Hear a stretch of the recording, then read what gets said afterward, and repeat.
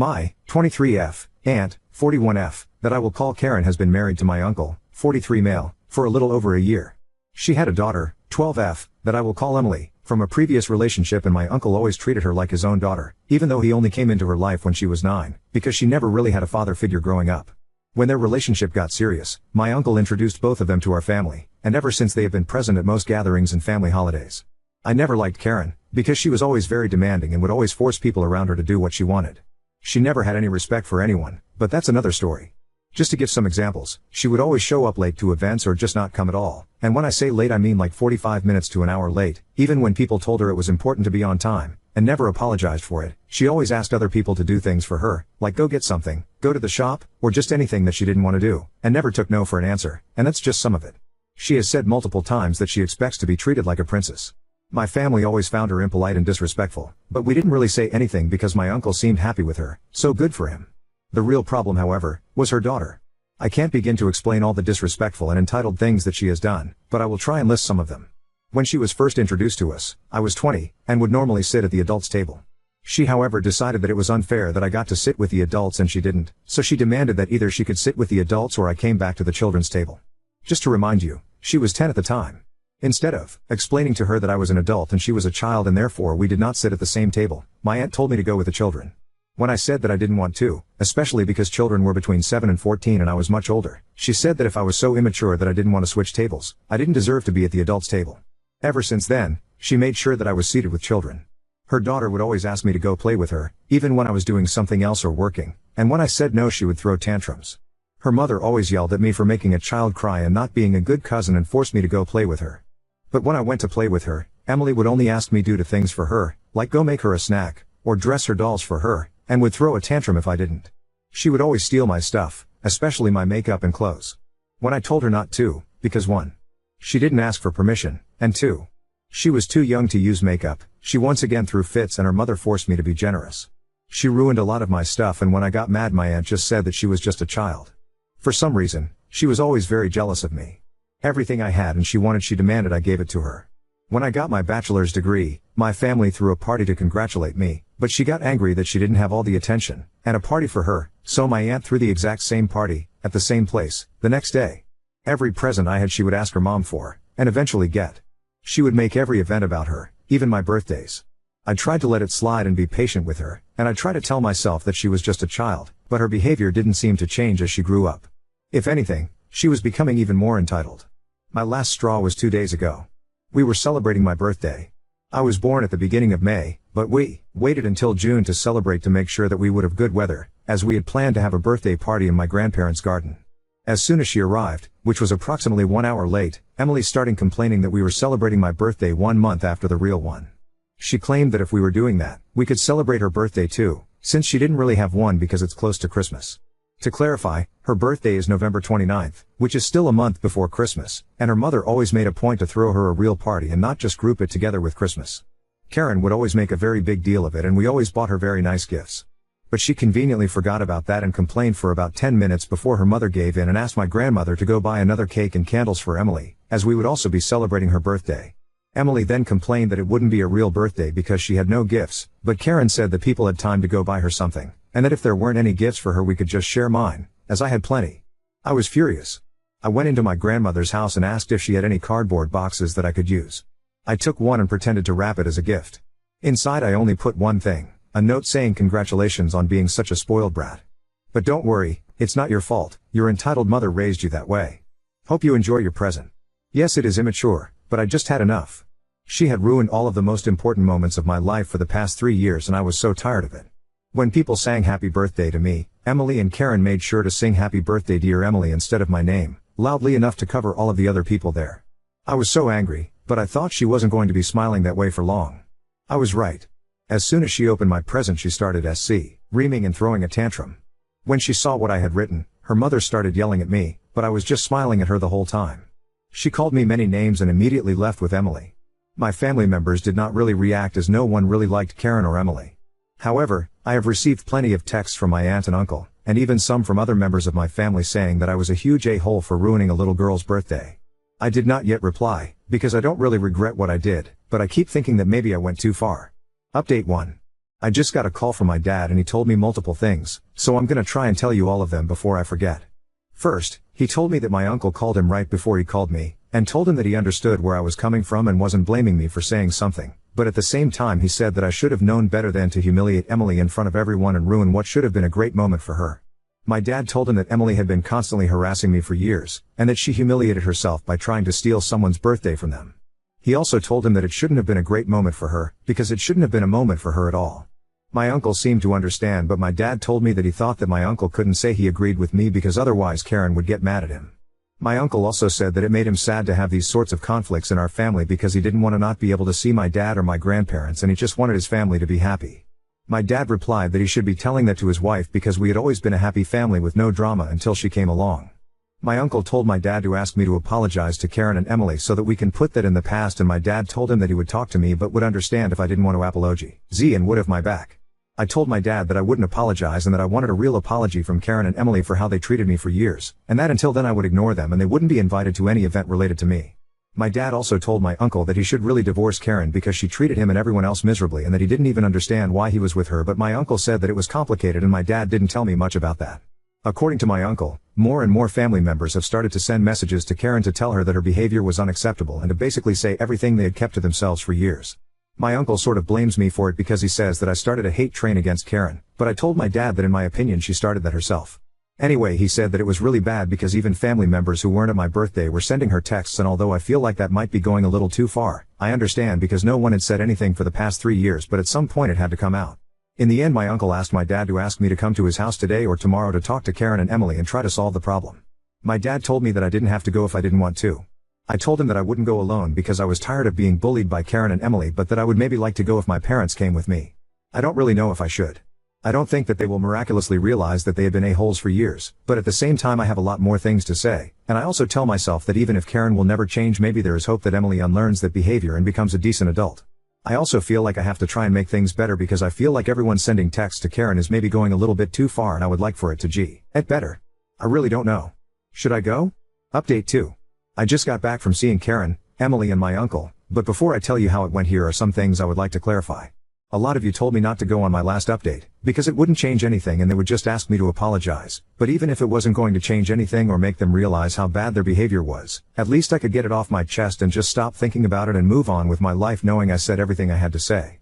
Also, I had said that I would only go if my dad came with me, if we met in a park instead of their house, if they let me speak without interrupting me, and if they didn't expect an apology from me. I had also clarified that I would leave as soon as one of these conditions wasn't respected, or that I felt uncomfortable. To reply to some of the comments on my last post, I don't blame anyone that hadn't spoken up before, and I don't blame myself for not reacting sooner either. I simply wanted to maintain the peace within my family, mainly for my grandparents' sake because family is very important to them and their family fighting is truly heartbreaking for them. I know that I could have and maybe should have said something earlier, but I don't really regret not doing so. Anyway, moving on to the interesting part. So I met them about 1 hour ago in a park, and here's how it went. I had prepared a list of things that I wanted to say, which was basically a list of every time Karen or Emily had behaved like entitled brats, so I told them that and explained in details how disrespectful it was. I managed to keep my calm throughout the entire thing, which I'm pretty proud of, and they all had the decency to let me finish without interrupting, so that was a good start. After I had finished, Karen started saying that I was basically complaining for no reason because some of the things that I had listed were pretty minor and not very important. Boo. Since I wanted to tell them everything that had bothered me, I told them about some small and some big problems. Karen then pretended like she only heard me talk about the smaller issues, such as asking me to play with my cousin, Emily wanting to try on my makeup, or some of the small comments they had made about me. I then told her that she knew very well that wasn't the center of the problem, and that if everyone had the same problems with her, then maybe we weren't all just very sensitive, and maybe she was actually the problem.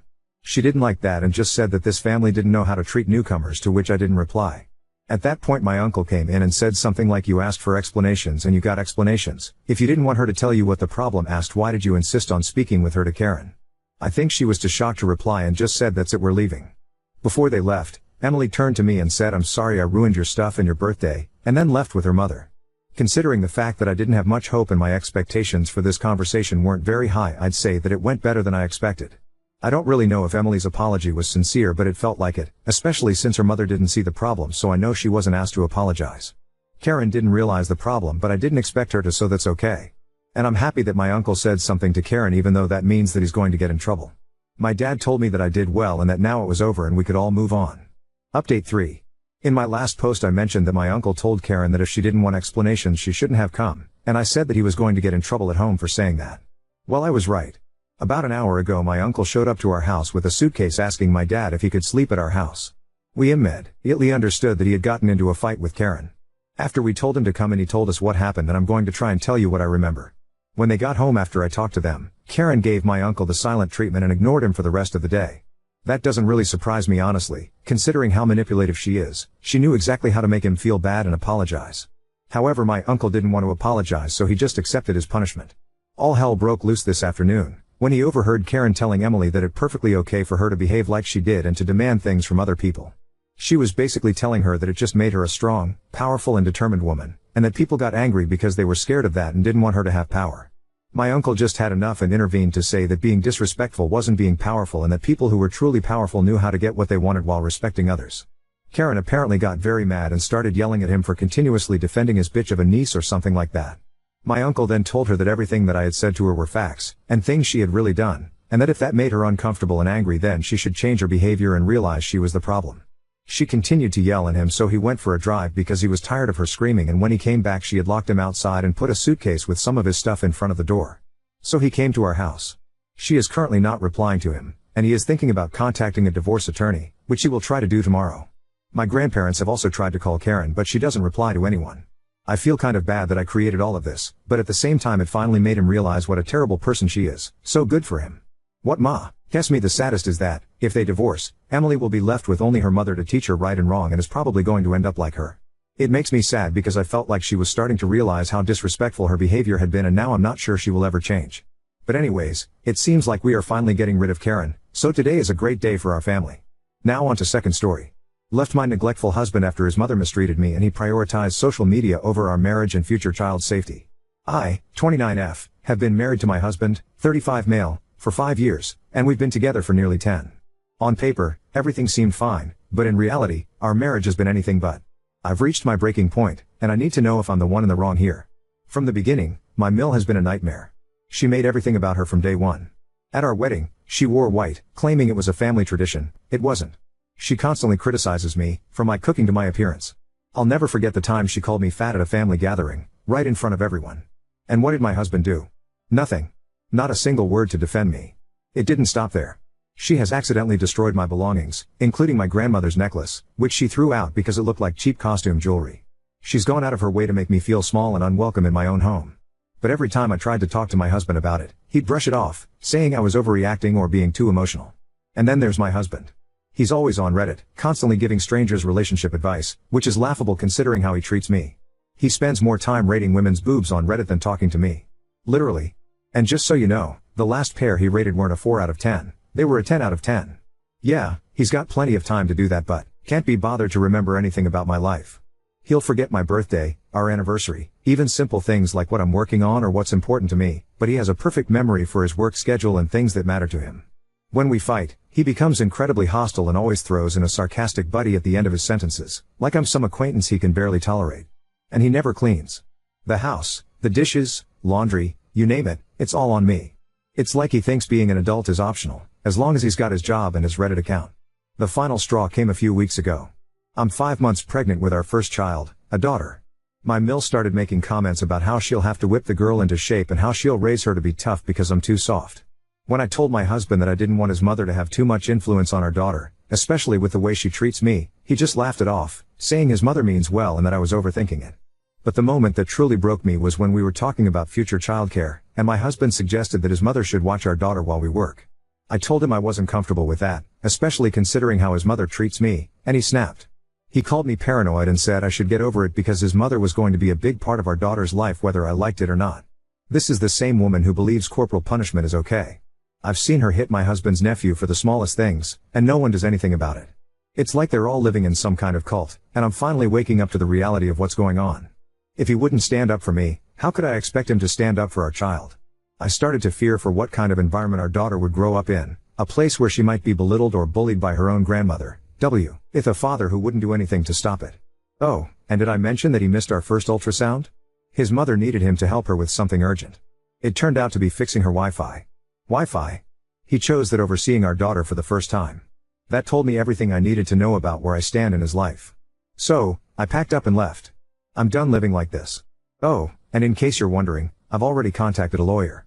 You can't scare me into complying anymore because I have all those texts. You know exactly which ones I'm talking about. So, Stefan, I wish you all the best in your future marriage, with your mother and the women of Reddit whose boobs you don't even deserve. Am I the asshole for leaving my husband after he neglected me for years, let his mother mistreat me, and made me fear for our future daughter's safety? Tiny update, Stefan has seen this post. He is mad that apparently one of you found him based on the rate my boobs thing. He has deleted his account. For any purposes, I want to clarify that I left out any actual incriminating information that could lead to doxing him. Any and all people who are pretending to know me or have any incriminating information about me are lying.